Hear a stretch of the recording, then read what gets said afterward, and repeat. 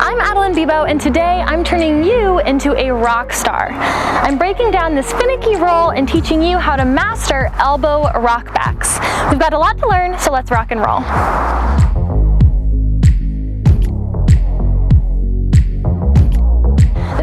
To cover is the mechanics of the elbow rock so that we know what we're working toward. An elbow rock looks like this, and what happens is the baton rocks up from your wrist side to your tricep side of your elbow roll. It goes up, it stops its momentum going this direction, and it begins to swing back this other direction, going back from shoulder to wrist. Then you can either roll it out, you can transfer it and do the same thing on the other side where it rocks up, stops its momentum, and rocks back, making sure that you're not actually touching it, but that you're letting gravity do all the work. Your body work on your elbow rocks is incredibly important, so let's start by breaking that down. Your feet should be about shoulder width apart, maybe a little bit wider, and you can either shift your weight from side to side, being on straight legs, or you can use demi lunges to be able to transfer your weight from side to side.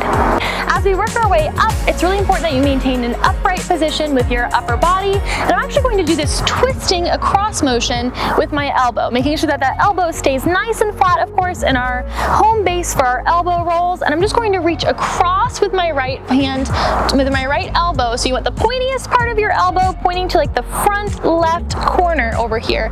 My weight's gonna stay on my left leg as I do this right elbow rock, and then it's going to transfer to my right foot as I do my left elbow rock, reaching across to the front right. So this opposition twisting motion as you're doing your elbow rocks that will really make them work. The reason that your body work is so important for these rocks is it's because it's what gives you a steering wheel. You can control exactly how much momentum you get on the baton based on where you move your body in space. Of course, let's say the baton is moving directly straight in front of you and you're not really moving around it. It's just gonna rock up and rock down, and you're gonna hope and pray that you put the right amount of momentum on it. Of course, if you put too little on the momentum though, you can simply push your shoulder into the baton, increasing the speed and momentum at which it rocks up onto your arm, and then cut back through with your shoulder in order to make it rock back, which is exactly what I'm going to teach you how to do today. Go ahead and pick up your baton because it's time to get rolling. You can enter into elbow rocks in whatever way that you would like, whether you want to do a double elbow into the elbow rock, an elbow retraction roll, or if you simply just want to put it on to practice the single rock, it's totally up to you and your comfort level. The momentum, or how much or how little push you put on the baton from the very beginning, is very, very important to this roll. So it might take you a little bit of experimenting to figure out exactly how much is too much or too little to make this roll work for you.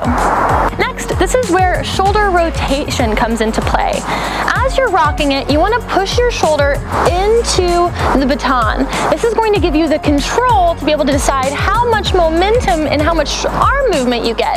You don't just want to stand still and let the baton do all the rocking. That's going to make your life really hard. So you want to be an active participant in the elbow rocks. So as it's rocking up, you want to push that shoulder into the baton. Say when it's time to rock back, you can pull that shoulder back to end the rock and send the other direction. Once you learn how to use this kind of steering wheel where you can push to increase the momentum, little momentum is better than too much. With too much, it's just going to fly right off. But if you have too little, you can always push that shoulder more into the baton to give it more momentum, to push it higher up on that shoulder before you rock it back. So in this sense, less is more. I want to note here that it's super important that you keep your elbow nice and flat as it's doing this rocking motion. If you lift your wrist with the baton, you're just going to take it with you, and it's not going to allow it to have that nice rock motion that is, of course, pivotal to our elbow rocks. We want to see that beautiful lift and fall as it rolls.